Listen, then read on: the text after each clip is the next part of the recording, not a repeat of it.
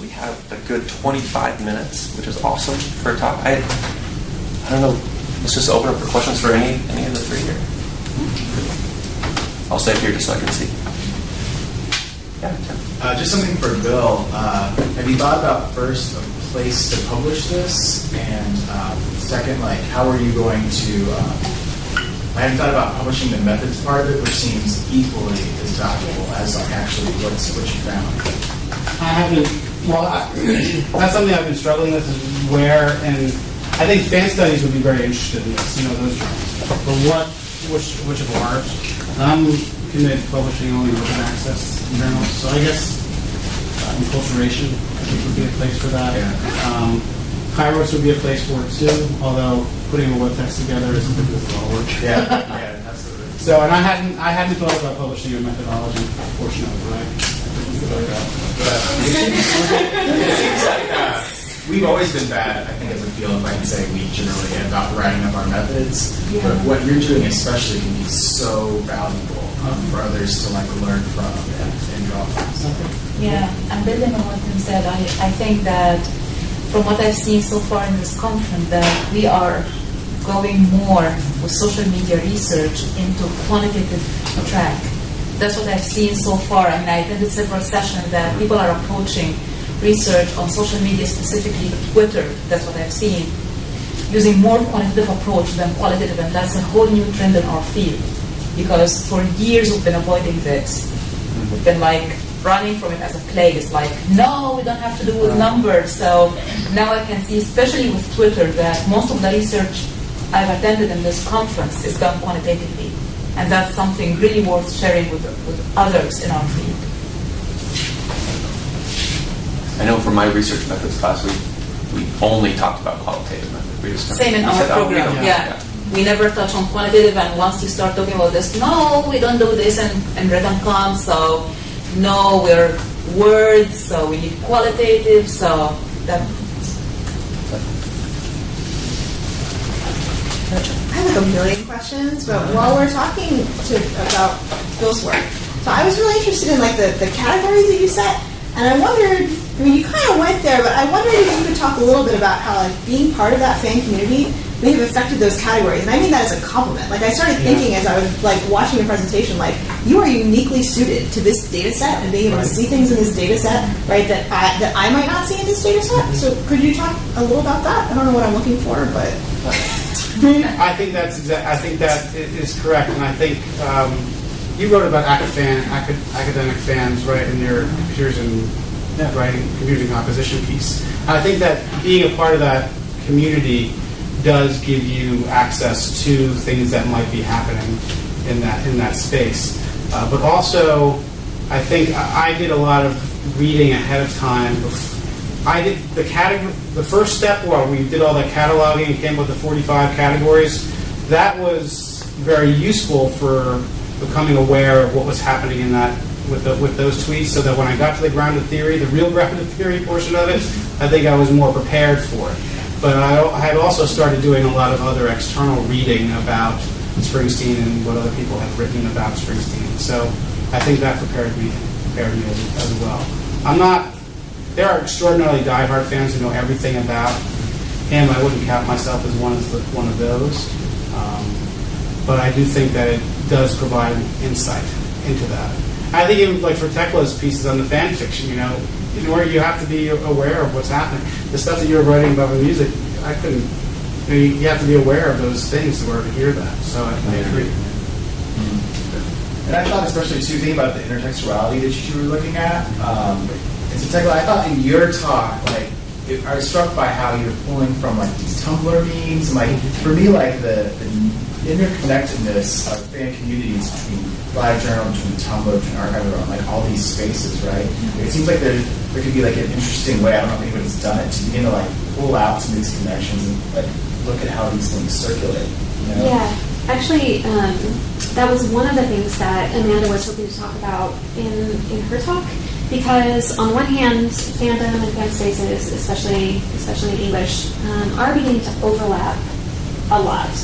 But at the same time, those connections, are some very sort of traditional dense connections, are becoming looser and more thin because of the enormous variety of spaces.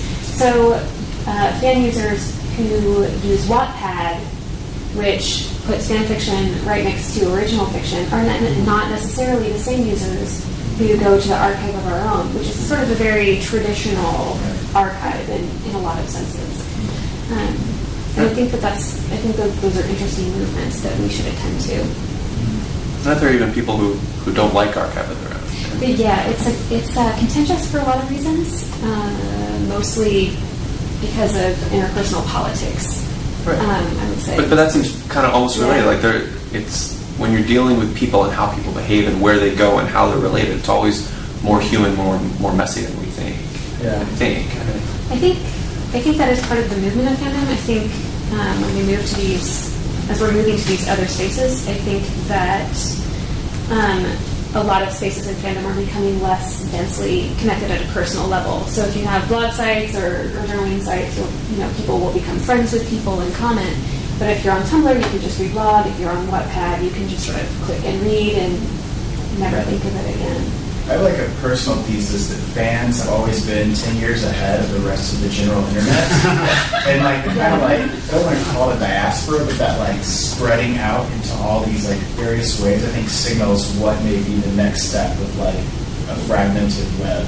I think that's true, and I will also say that fans and fan communities are the most technologically adept group of people I've ever met in my life, and they don't even think about it. Which is when I teach, I'm trying to like draw that into my classrooms a little bit, sort of fearlessness and just adopting new technology. It's a rich challenge to say, here's this model of it. Yeah. Because they've been doing it analog for years, right? Right. Trekkies, Yep. Videotapes. right? Yeah. The first Springsteen fanzine was 1977. It was photocopied, right, and mailed out, and distributed in that kind of way. And then it would migrate to the online Wasn't space. it your presentation on science fiction fanzines from the 20s and 30s? Yeah, 1920s, I think. Yeah. But if you look at like, the problem is that that's a very male community, but yeah, like you had the first science fiction magazines pop up in the 20s, and people left that to create fanzines in the 20s. Yeah. There's quite a gender difference in the scholarship that surrounds different fan spaces. The first fan group on the internet emerged right after the development of the internet, and it was I can't remember what genre of novel, but it was these scientists all were fans of this one particular genre novel, and they created the first like news group listserv. Three cheers for using it. Yeah. I would love to hear a little bit more about your experience in the classroom. Because I had a comp instructor ask if she could teach fan fiction, and I said, absolutely. I have no idea what that is, but I trust you, and I think you're brilliant, so go for it. And then report back at the end of the semester, tell us how it goes. And I haven't had a chance to talk to her. She's leaving our school. How is it? Are the students like, what? Yeah, At first, is it? there's mixed reactions. I taught it twice as part of a remix, or rhetoric of remix course, and so we did classic arts and fine arts and painting and sculpture and sound and film, and then I did text at the end. I did fan fiction at the end because I felt like there might be some reticence towards approaching textual remix as sort of a very valid source, and so they had quite a bit of preparation. So they've been doing that kind of before we got to that connecting before they were fooled with the text. That's But I really will interesting. say that Harry Potter and the Evil Truthiness was one of the first texts that I taught, and they had some resistance to it because they felt it wasn't original enough. And I wasn't prepared. I wasn't necessarily prepared for that. Apparently, for whatever reason, especially my first semester, that group didn't read a lot of parody or parodic humor, and so they were like, at that point, they were really invested in like the quality of the transformative work, right? I just don't think this is really transformative enough. Interesting. Yeah. So I think it really depends on what text you choose. I also taught, last year I gave a talk about teaching with pornography in the classroom. I feel like that's something that you need to think about when you're teaching with fan fiction. Not all fan fiction is pornographic, but it's romantic. A lot of it does have, sexual content, and you need to think carefully about how you talk to your students about that and how you create a classroom in which it's okay to talk about that. My own background is in British modernism. I'm a master's report. So for me, I think it's quite simple, because there's so much sex in British modernism, just kind of like go with the flow, but not everyone. I presented on teaching with graphic content last year because of my experience in the classroom. I had taught 2 fan vids, actually, that dealt with gendered sexual violence. And the student response was overwhelmingly positive. It was we had some kind of fraught classroom discussions, some tension in there. But they all reported sort of universally that they felt it was really productive and it really impacted in a positive way the rest of the way that class went. So I think. And you're doing it again? I'm teaching a new class, literature in the internet. I taught rhetoric. Okay, so how is this different from your previous? And I'm teaching literature on the internet as a survey course. So we're starting with quite old some science fiction stuff about how we envision the internet, and we'll end up in 2013 with fan fiction and Really how the interesting. structures of the internet replicate the stories that we told about it before it existed. So that's kind of where that's coming from. And I'm assuming I'll report back next year about how that class went, because I end up always teaching about what my classes are doing. So Thank you. sure, I hope that's helpful. Oh, it was, yeah. Teresa? Kyle, I want to know how yours is so complex. How do you bring that into the classroom? What are you doing? I found from DMAC, Cindy had us close our eyes and listen to audio, so I found myself doing that in here, so I could actually, and I found I heard more of what you were doing versus when I was opening my eyes and listening and looking at you. Yeah. So that was really interesting for me. So anyway, what are you doing with this in the classroom? No, that's a great question. I think the simplest version is I'm thinking, I'm almost obsessed with this question of what happens to us when a sound hits us, right? How do we make meaning of it? How do we make sense of it?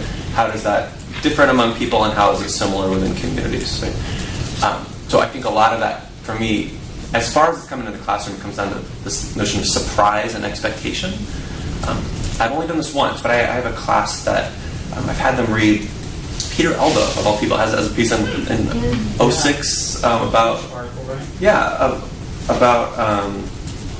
what is it called, the music of form, and it's essentially about writing, but he's using musical itches and scratches as a metaphor for organization and writing, saying that music, and this is really building off of like 60 years of musicology, of saying that when we get emotion and meaning out of music, it's because it's building up some sort of tension in us, some sort of expectation of where we think something's going, and then that music can either fulfill that expectation, or it can suddenly take a turn. And Elbo's saying, let's do that kind of thing in writing. Let's think about tension and expectation. So I do small audio editing assignments, right? I ask them to use sound effects, use music, use talking, and in some way build up towards some sort of expectation in your listener, and then either switch it and then don't. And then we do that in writing. Okay, now let's do the same thing in writing. Whatever you're writing about, try to think about your expectation. Try to think about. So that's like on the edges of this sort of stuff, but it is related. It's all part of the same interest.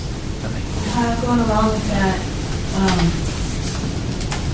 sound and like sound effects you mentioned, and so I like to bring that into the classroom too. And I want students to be more creative, and you gave some good examples. The TARDIS is the keys on the piano strings and things like that. And I gave the example of in THX, and we study the sound design guy Walter Murch, and so they kind of go deep into some how he would go around making all kinds of contraptions to get the sound he wanted. And I love that idea of going to record your own thunder, and not just using the iTunes library special effects, but making their own sounds. I think that'd be a really worthwhile project. I was wondering if you've done anything like that, or had any ideas?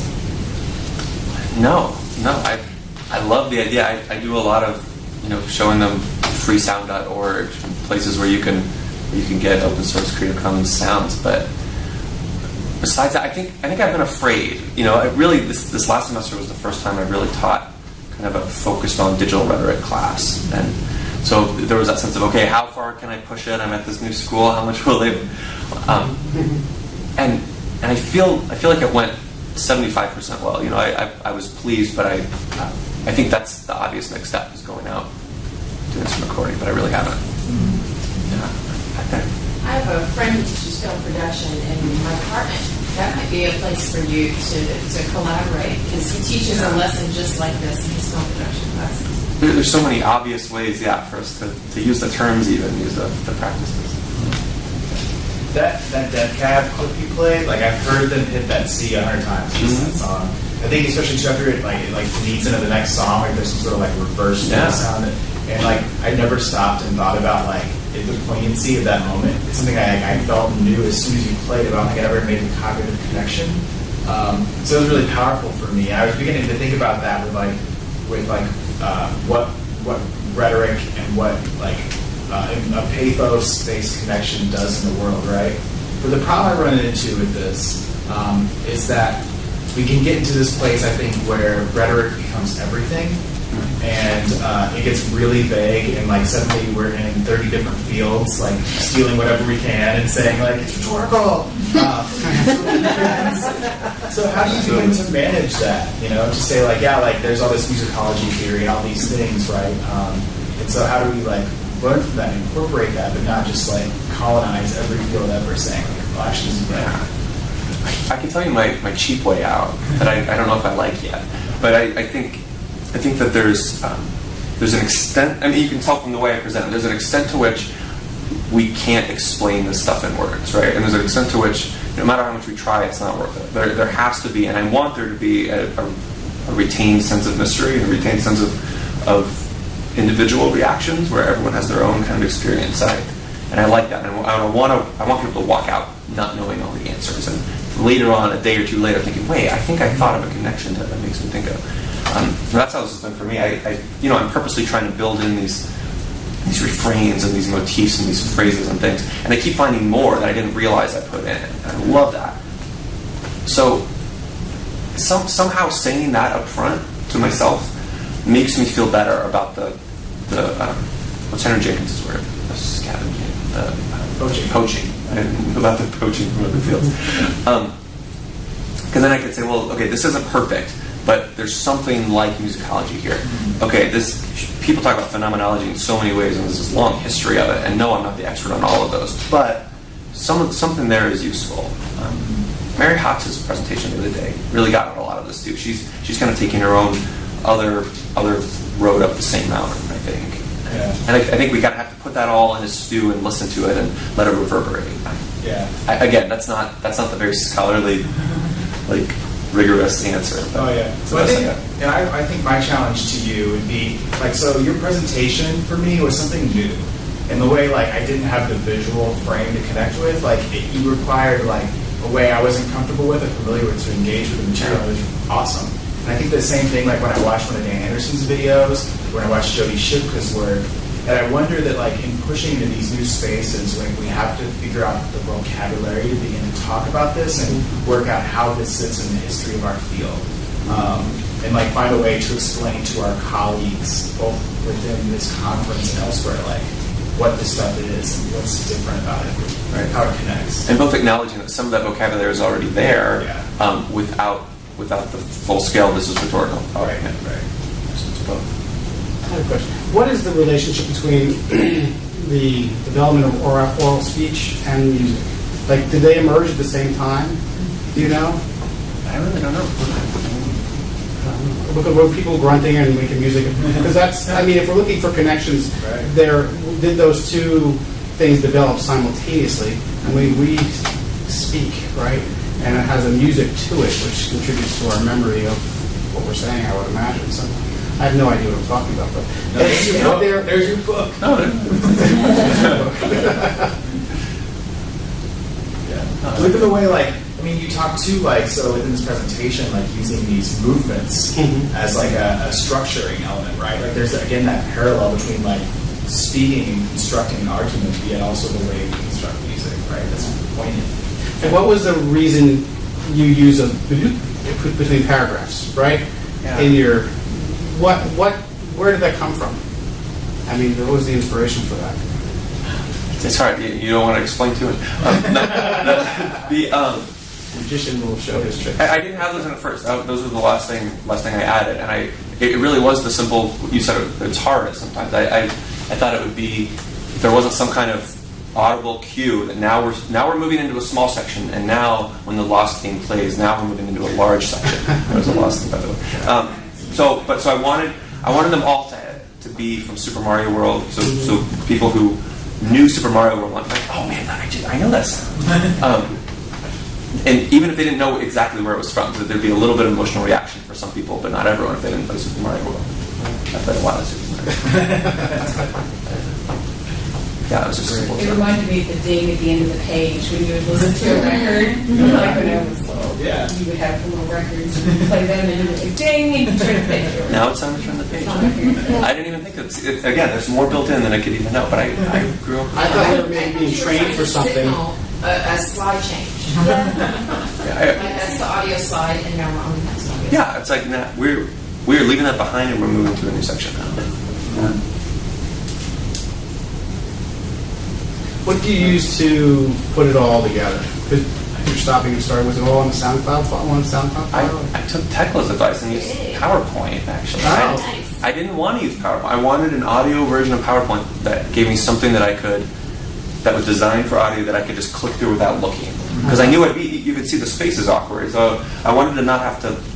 At first I was thinking of using Winamp, but it was going to be all this complicated, memorize what the C does and what the X does and what the V does, and I just want to be able to hit it and let it go, hit it and let it go.